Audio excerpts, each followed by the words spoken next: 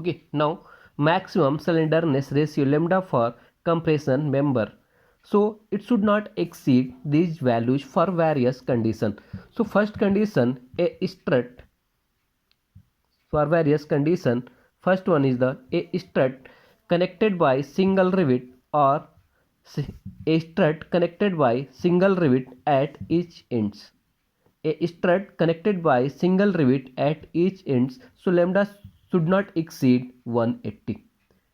Remember this, very important.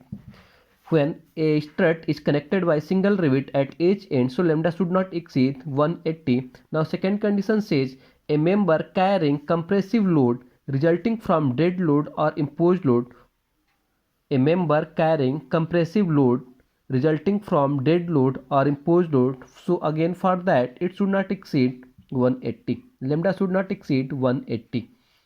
Now third condition, a member subjected to a compressive force resulting from wind oblique earthquake forces, provided the deformation of such member does not adversely affect the stress in any part of the structure.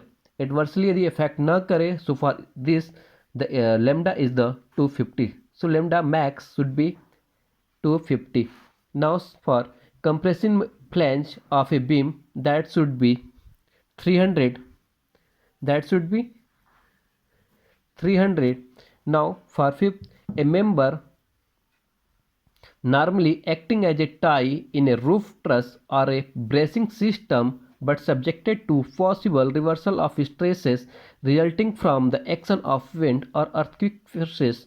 So as already discussed, what is the reversal of stresses? Reversal of stresses means when you are going to design for the compressor, now due to earthquake forces or due to some forces, the reversal of stress is possible. So for that the maximum slenderness ratio should be 350. In any case, slenderness ratio should not exceed the following value for the following conditions. Now here the column design formula. This is the column design formula, but here generally you have to mean with, that is the direct stress in compression on the cross section area of axially loaded compression member is limited to 0.6 Fy. So 0.6 Fy. Now here type of compression member, continuous member, discontinuous member. So here write short notes, angle struts, tack rivet, separator, buckling. So making notes on these things you have already studied. So now we are going to calculate the strength of compression member. Calculation of strength of compression member.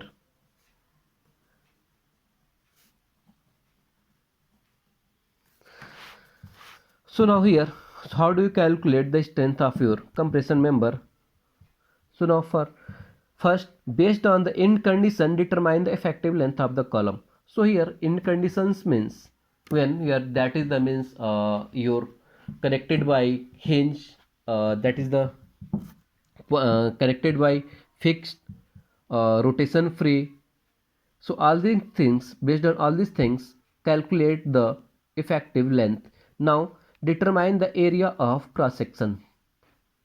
Okay, from the table, for if angle section has been given, so from the table calculate the area of section. So now for section determine the moment of inertia and least radius of gyration. So you can get it from also from the table. Now determine the slenderness ratio, that is lambda equal to L upon R. Lambda equal to L upon R. So now here, based on the slenderness ratio and Fy from table 6.3. So here in your book it given the at the page table 6.3, that is the slenderness ratio and the that is the given Fy, that is the stresses. So you can calculate the, based on the slenderness ratio and Fy, calculate the permissible stresses.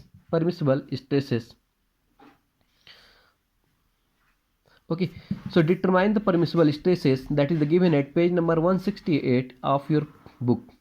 Now the strength of member Now we are going to find the strength of member. So from here we have calculated that is the sigma AC, that is the allowable compressive strength, and now from here that is strength of member equal to permissible stress into area of section, that is the area of cross section. So by this you can find the strength of your compressive member.